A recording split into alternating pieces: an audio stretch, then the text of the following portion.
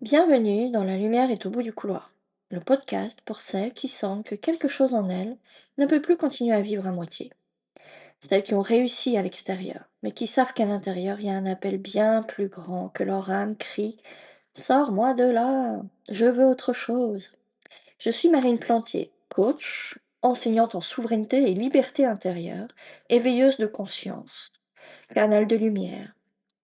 J'accompagne les femmes aujourd'hui à se souvenir de qui elles sont vraiment, à sortir des loyautés invisibles, à quitter des identités qu'elles ont empruntées mais qui ne sont pas elles, à oser être souveraines dans leur propre vie, à retrouver la foi, à croire en elles, parce que elles sont destinées à de grandes choses. Ici, on ne parle pas de développement personnel pour s'améliorer. On parle de vérité, de responsabilité, de puissance retrouvée, mais surtout pas de la version la meilleure qu'on peut être, mais surtout d'enlever toutes ces couches qu'on a mises sur nous pour retrouver notre puissance intérieure. Et aujourd'hui, j'ai envie de te parler d'un moment charnière. Un moment que tu connais peut-être déjà. L'art de mourir pour renaître. Ces deuils invisibles qui façonnent notre maturité. Le moment où il y a des deuils dont on ne parle pas souvent. Et en fait, il faut faire tout un travail de conscience pour s'en rendre compte. Et souvent, on pense qu'un deuil, c'est comme la perte d'un être cher, ce qui est tout à fait vrai, hein. Mais en réalité, toute notre vie est une succession de morts symboliques que nous vivons. Naître déjà, c'est quitter notre maison, divine, de là où on vient initialement quand même. En sachant que la naissance est quand même aussi hyper violente, hein, on sort, d'un tout petit trou, pour, venir s'incarner dans cette matière où, il n'y a plus, aucun, repère. Donc c'est pour ça que les nouveau-nés et moi je l'ai vu, très vite avec les miens, sont complètement déstabilisés en fait et ils ont une grande immaturité émotionnelle, une grande immaturité relationnelle. Ils savent pas vraiment, où est-ce qu'ils atterrissent, hein.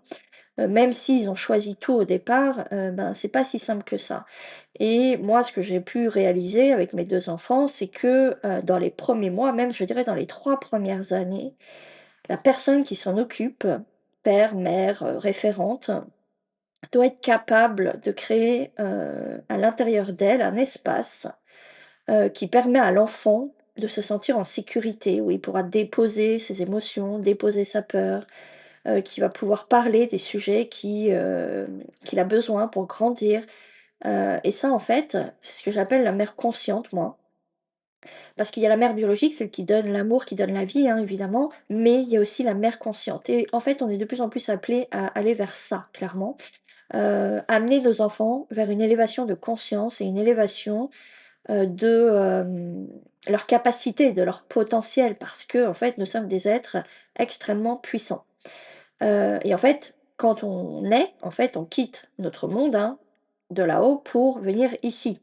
C'est-à-dire qu'on quitte un monde, où règne l'amour, la bonté, la bienveillance, l'amour, hein, sous tous ses aspects. C'est-à-dire qu'il n'y a pas de violence, il n'y a pas de guerre, il n'y a rien là-haut.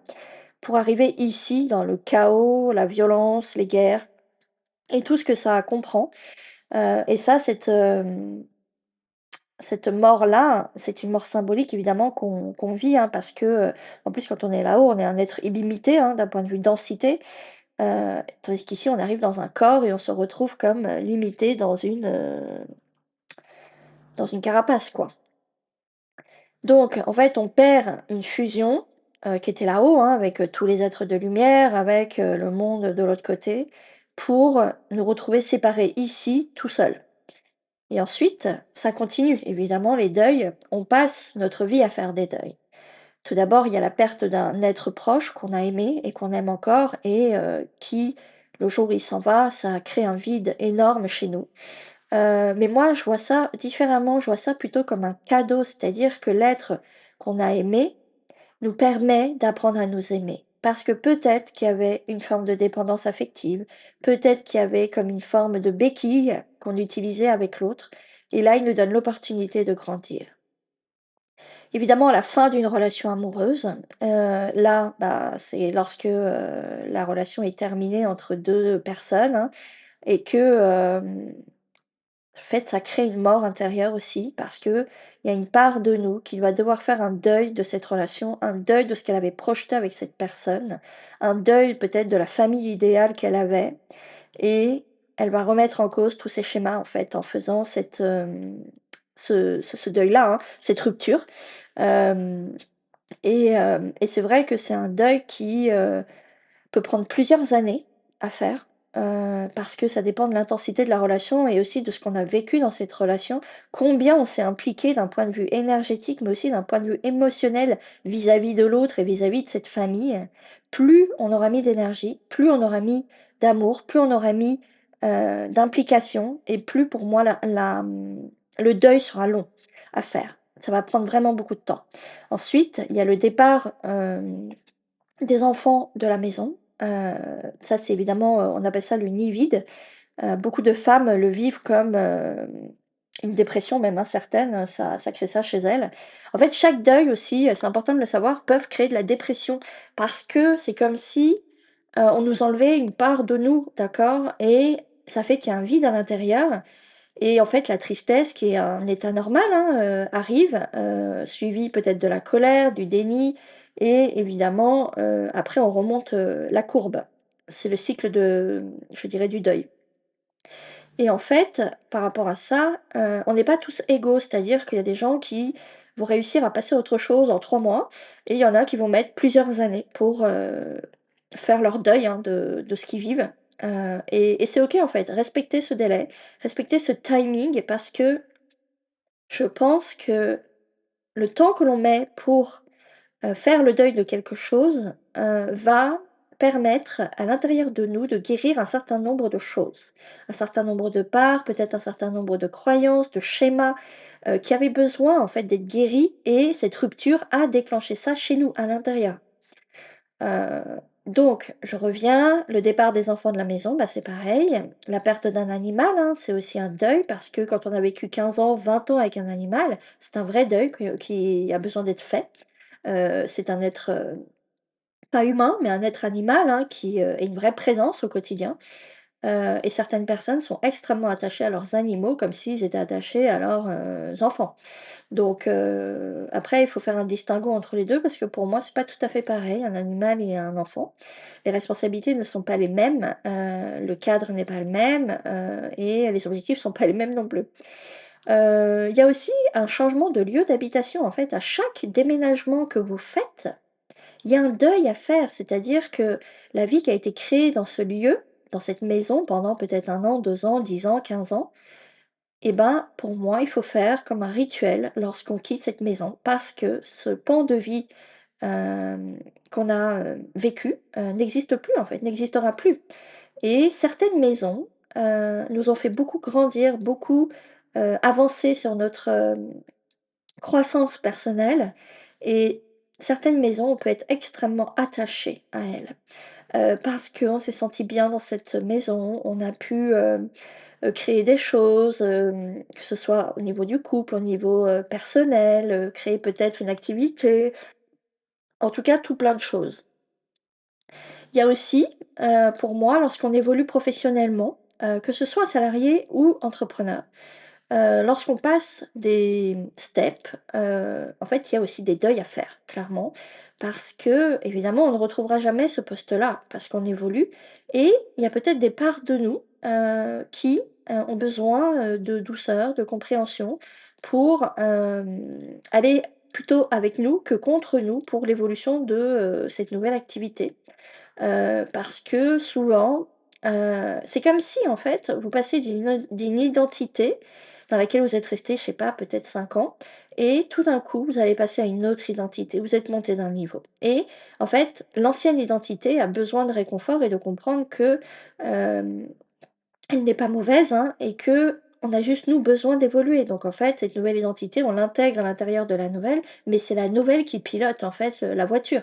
C'est elle qui dirige, notre monde de nouveau, heu et pas l'ancienne version. Parce que l'ancienne version, si elle n'est plus à l'heure actuelle, incarnée, c'est parce que on a compris un certain nombre de schémas, un certain nombre de blessures et que surtout on a pu avancer, dans notre vie d'une autre manière, c'est-à-dire qu'on a pu comprendre un certain nombre d'enseignements, pour faire évoluer, notre conscience.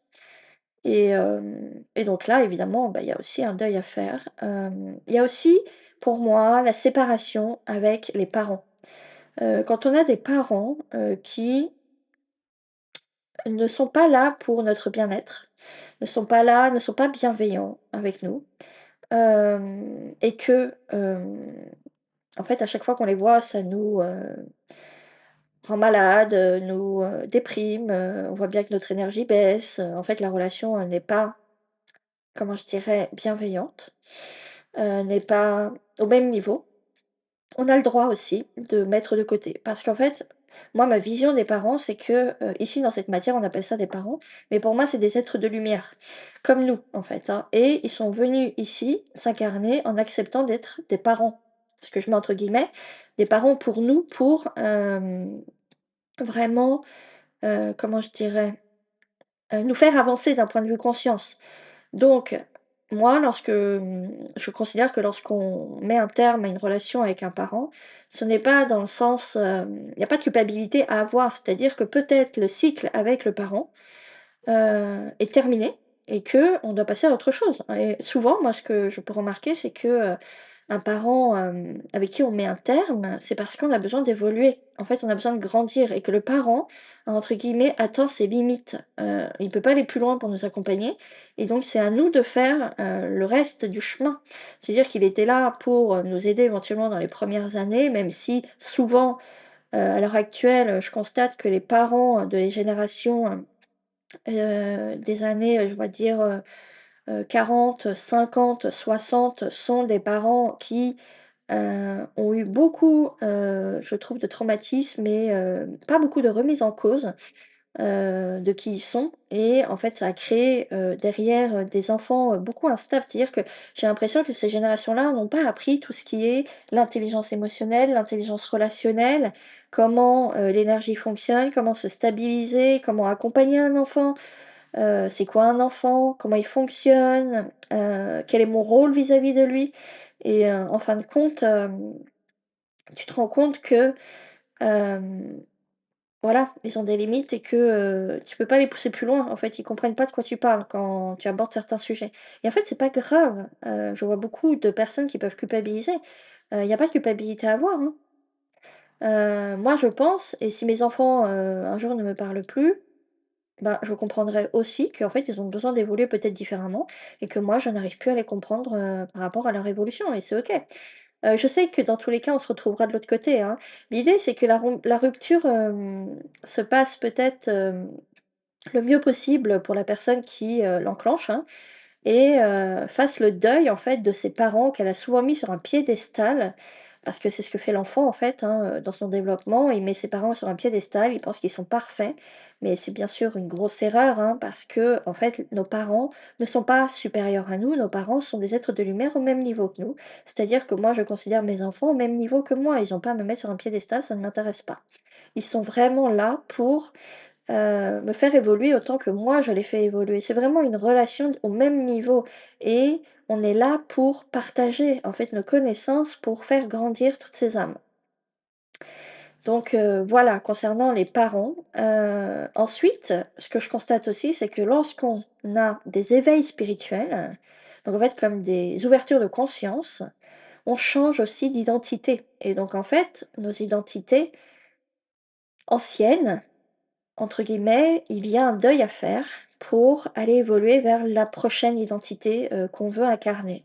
Alors évidemment, lorsqu'on connaît des éveils comme ça spirituels, on est inconsciemment obligé de laisser des personnes sur le chemin parce que ces personnes-là ne suivent pas ce qu'on est, ne comprennent pas qui on est, et n'adhèrent pas du tout à notre manière de faire.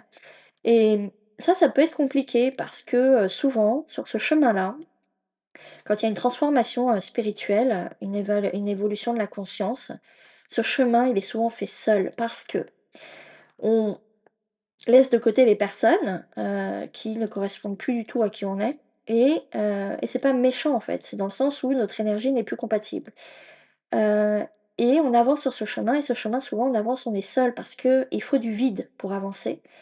pour aller rencontrer des nouvelles personnes qui nous correspondent bien plus d'un point de vue énergétique, d'un point de vue, spirituel. Parce que ces nouvelles personnes vont être là pour nous faire grandir encore, monter d'un step, en fait.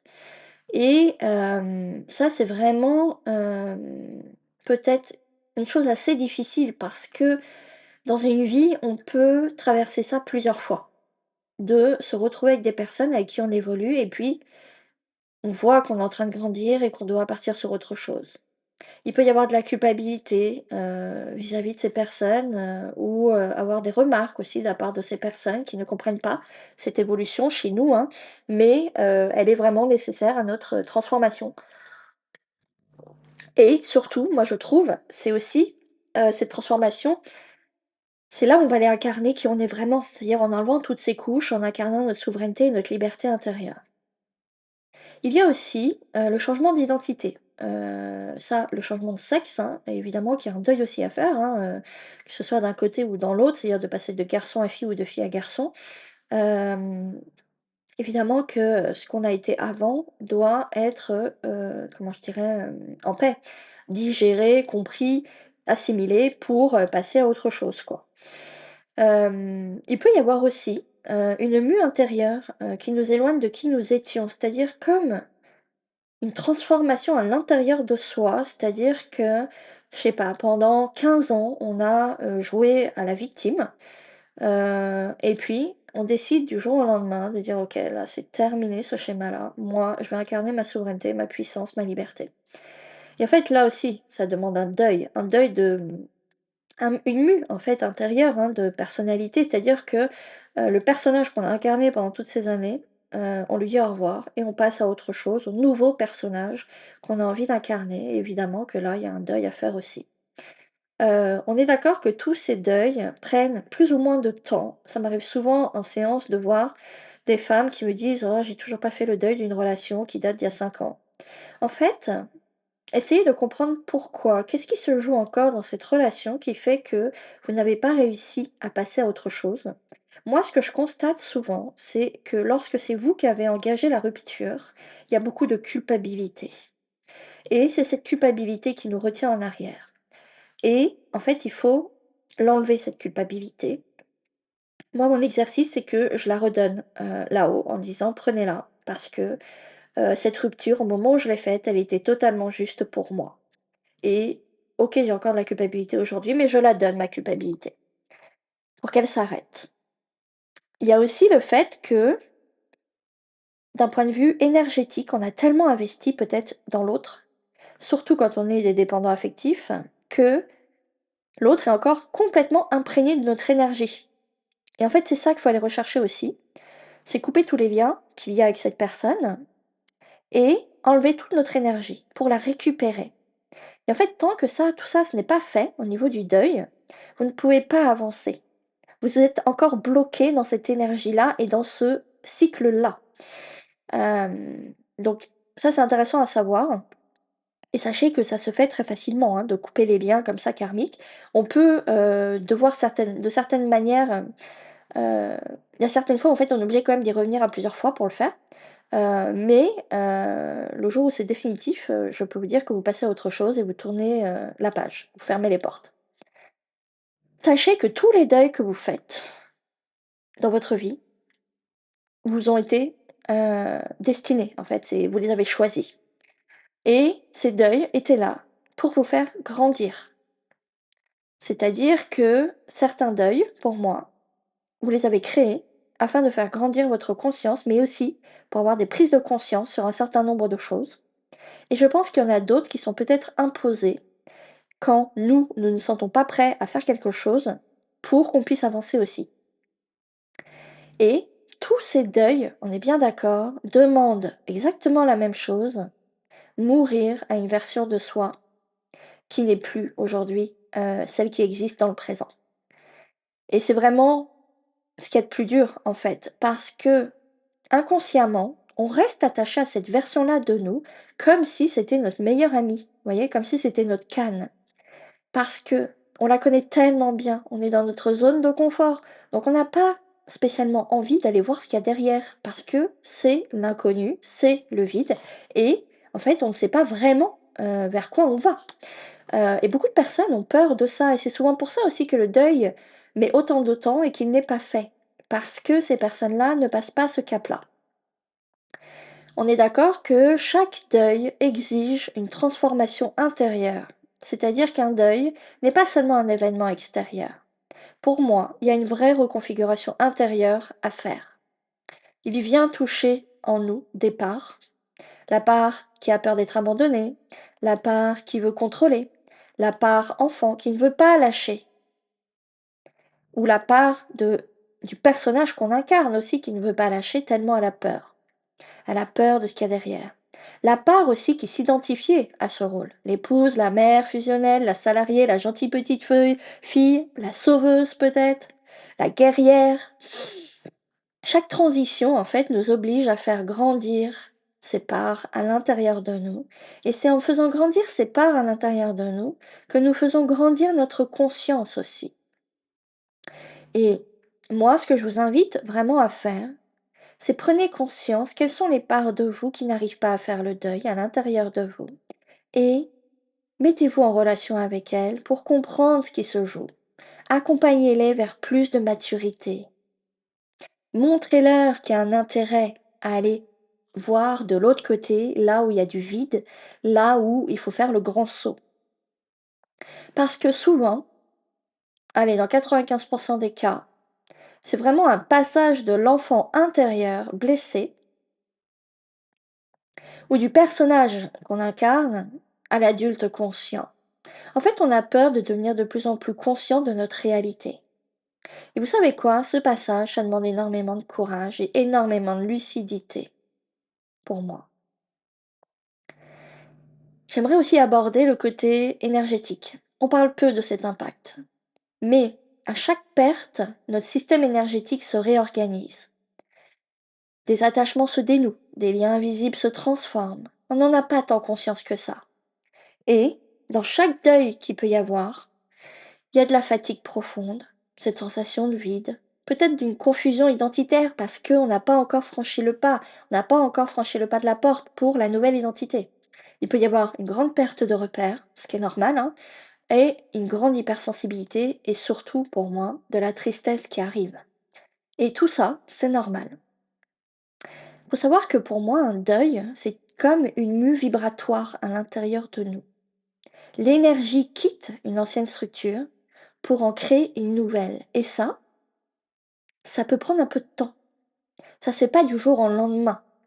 C'est-à-dire qu'il y a besoin d'avoir vraiment digéré ce qui s'est passé, d'avoir pardonné éventuellement, d'avoir accepté aussi ce qui s'est passé pour que l'énergie se transforme.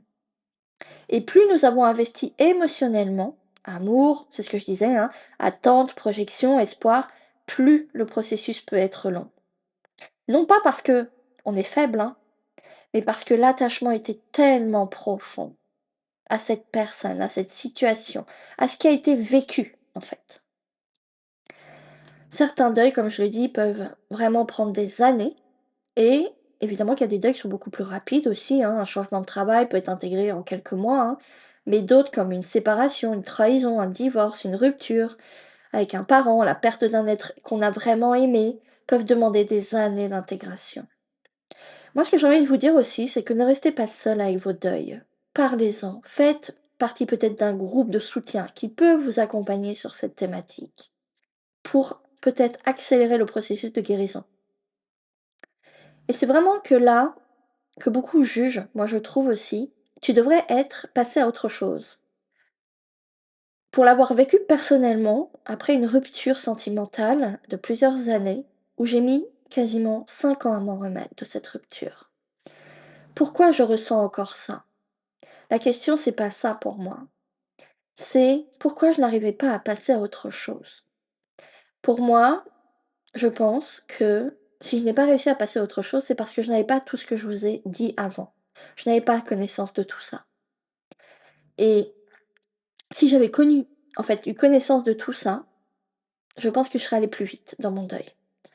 Et puis surtout, pour moi, c'est me reconnecter à qui je suis qui a été important, me reconnecter à ma foi et savoir que derrière chaque deuil, il y a mieux. Il y a beaucoup mieux pour nous. Évidemment, si le travail a été fait, hein, on est d'accord. Et ce que je constate, c'est qu'il y a beaucoup de gens qui jugent, heu, tu vois? Pourquoi tu en es encore à pleurnicher ou à être dans ton deuil. Faut savoir que le deuil n'est pas linéaire, hein, et souvent il fonctionne par vagues, par couches, par niveau de conscience. À chaque étape, il y a une nouvelle maturité qui émerge, une nouvelle compréhension, une nouvelle prise de conscience. Moi, je vois le deuil comme une initiation. Et si chaque deuil était une initiation? Une invitation à lâcher une illusion, retirer une projection, se désidentifier d'un rôle, abandonner peut-être une dépendance affective, sortir du besoin d'être validé. Le deuil nous rend plus sobres intérieurement, plus autonomes émotionnellement, plus ancrés. Il nous fait passer de la réaction à la responsabilité. Et spirituellement, chaque perte ouvre pour moi un espace pour plus de sagesse, pour plus d'amour, pour plus de conscience, pour plus de moments présents. On ne ressort jamais identique d'un deuil intégré. On ressort plus vaste, plus grand, plus aligné. Certaines transitions peuvent être plus lourdes, hein, et pour être traversée seule, ça peut être plus compliqué. Être accompagné ne signifie pas être faible. À l'époque, j'aurais dû le faire aussi, ça. Cela signifie plutôt honorer la profondeur du passage que vous êtes en train de traverser. Un regard extérieur peut vous aider à identifier vos parts figées, mettre de la conscience là où il y a de la confusion, soutenir le nettoyage émotionnel et énergétique que vous vivez, éviter de retomber dans des schémas anciens pour éviter la douleur. Le plus important reste ici la douceur envers soi. Le deuil n'a pas besoin de performance, il a besoin de compassion, il a besoin de bienveillance, il a besoin de compréhension, il a besoin de temps. Il y a une vérité qui est vraiment essentielle et à retenir, c'est que toute notre vie est faite de séparation et de deuil. Et que derrière chaque séparation se cache une renaissance. Le problème n'est pas la perte. Le problème est la résistance à la transformation qu'elle implique. Plus nous acceptons de mourir symboliquement à certaines versions de nous-mêmes, plus nous devenons libres. Alors, si tu traverses un deuil en ce moment, petit ou immense, rappelle-toi ceci. Tu n'es pas en train de t'effondrer. Tu es en train de te reconfigurer et ce n'est pas tout ton être qui est impacté. C'est juste une part de toi qui souffre. Chaque perte te dépouille de quelque chose qui devait être dépouillé, qui devait être enlevé pour mettre encore plus de conscience. Chaque dépouillement révèle l'essentiel de ton être. Et peut-être que la vraie maturité n'est pas d'éviter les deuils, mais d'apprendre à les traverser avec conscience, dignité et amour pour soi. Parce qu'au fond, vivre, c'est apprendre à laisser partir, encore et encore. N'hésite pas à venir soutenir mon podcast ou à liker ou à venir m'en parler, euh, parce que ce podcast est fait pour vous, pour tous ceux qui ont besoin de réponses et qui savent pas comment faire. J'espère que cet épisode vous a plu et je vous retrouve vendredi prochain pour un nouvel épisode. Je vous dis à vendredi. Au revoir.